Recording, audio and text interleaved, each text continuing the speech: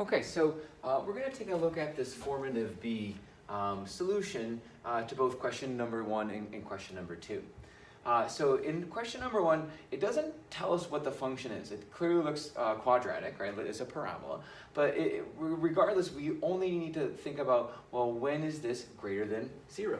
And when I'm talking about the when, which is right there, maybe I'll use a different color. The greater than 0 part, like that's the behavior of the function. That's the y values. So if I want things to be bigger than 0, those things, quote unquote, are the y values. The behavior of this function, the behavior of the graph. Well, things that are above the x-axis are things that are positive. The function's behaving in that greater than or 0, or just greater than, 0 fashion. So that's all of the things that are up here.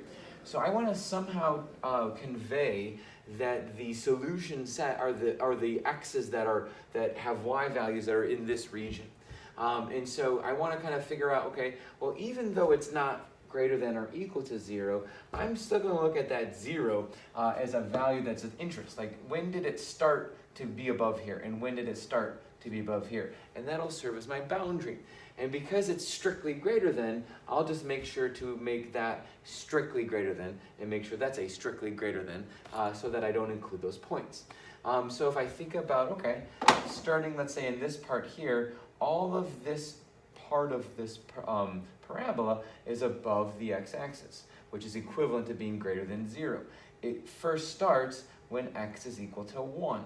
So I know that I want my x to be greater than 1. And similarly, all of x's that are to the left of -5 have values that are above that. So x is less than -5.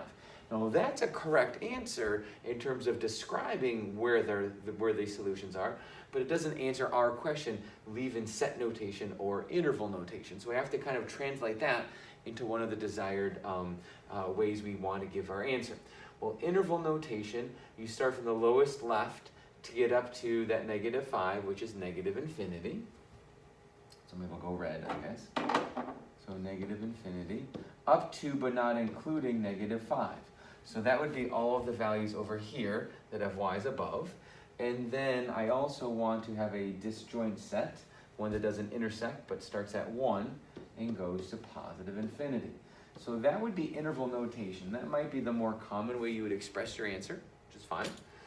If you want to do the set notation, it's going to mimic a little bit of what those two inequalities were. So for set notation, you could say it's the set of all x such that x is greater than 1 or x is less than -5. Either solution would give you full credit for this particular question. Okay. In terms of the second question, now we have an algebraic expression that's already been factored, and we want to solve this as an inequality. And I want to stress that the fact that it's factored allows us algebraically to find the zeros. Just like when it was a graph, we could graphically find the zeros. We're still doing the same thing. It just is a different way to get there. Visually, I can see the zeros. Here, I can graphically find the zeros. And so when are those values, or what are those values? At -4 would make that a 0 when x is -4. So that's going to be a critical point. 2 seems to be critical, as well as -1. So those are the zeros. If I were to have graphed this function would have hit the x-axis at those 3 spots. And so there's a lot of different ways that maybe you can think about the behavior of this function. A lot of them probably involve a sign chart. And so I'm going to do a sign chart to help kind of think about the behavior of this function. And if your sign chart process is different than mine, that's fine, that's okay. The key is you have to analyze the behavior of the function, because as a product of 3 things, we want to make sure that that is a positive value. So the way I create my sign charts is I put those 3 points on the number line in order from least to greatest, so -4, -1, then 2.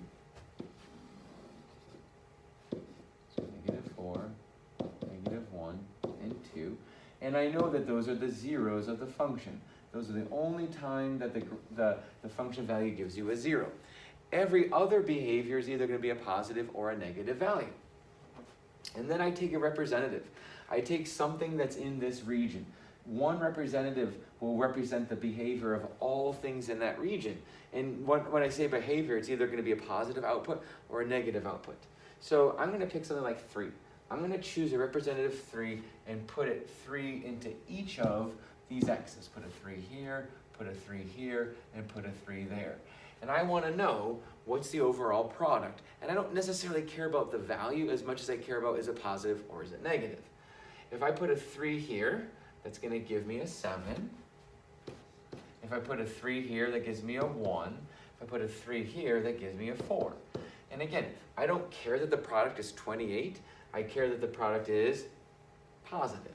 So I know that this whole region here, any number I would have picked would have represented something that would give me a positive output. Okay?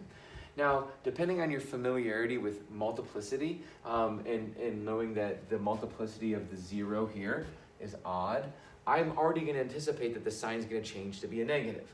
But if you aren't familiar with multiplicity, you don't have to know that to still answer this. You could still pick a representative, anything between -1 and 2. And a lot of students might choose 0, smart, all right? And so you're going to put a 0 into each of these x's and see what your product is. So 0 plus 4 is 4. 0 minus 2 is -2. 0 plus 1 is 1. So I know the product of those is -8, and it's not the 8 I'm after as much as the fact that it's negative. And again, I was anticipating that to change signs because my multiplicity is odd, so it has to cross through that 0. Okay? You could pick similar representations from here or use multiplicity. I would maybe pick a -2. -2 into here plus 4 is 2. -2 minus 2 is -4. -2 plus 1 is -1. And I don't even have to do the arithmetic. I see there's a even number of negatives. That's going to give me a positive product. And then finally, something that's less than -4, like -5. If you put -5 and add 4, you get -1. -5, take 2 more away is -7. -5 plus 1 is -4. And again, if the arithmetic starts to get challenging without a calculator, it's okay. I'm not interested in the value, is like the face value, as much as I'm interested in is it positive or is it negative. 3 negatives as a product become negative. So I don't visually see this function, but I can visually see the behavior. And it's the behavior that I'm after. Is it positive or is it negative? And then we want things that are greater than or equal to 0. So we want positive behavior, positive values. So I'm not sure how yellow's gonna really work there. Not so great. How about blue? Not so great. How about pink? Yeah, not so great. So we could just go plan B. Let's go to, we want this region. Oh, just kidding. No wonder why I wasn't highlighting. It's the wrong region. We want this region because that's bigger than 0. And we want this region because that's bigger than 0.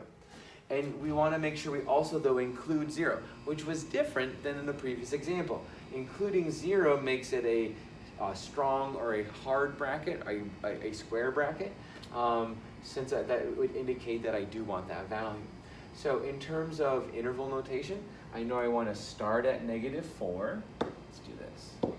So I know I want to start at -4. And I want to go up to -1, and I want to include -1. I don't know if the white is showing up as good. Maybe I'll go back and do black.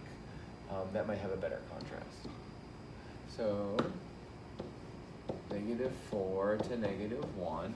And again, notice the hard brackets, the square brackets. Union, and I want to include 2, and I'm going off to infinity. But remember, even with a greater than or equal to sign, you never reach infinity, right? Infinity just talks about the direction of the numbers. They're increasing without bound. So you'll never get there. You don't include it, okay? This, in terms of set notation, would be all of the values of x, such that we could say, like in negative 4 is less than or equal to x is less than or equal to negative 1 would represent that, or x is greater than or equal to 2. So there would be a way to express it either in interval notation or set notation.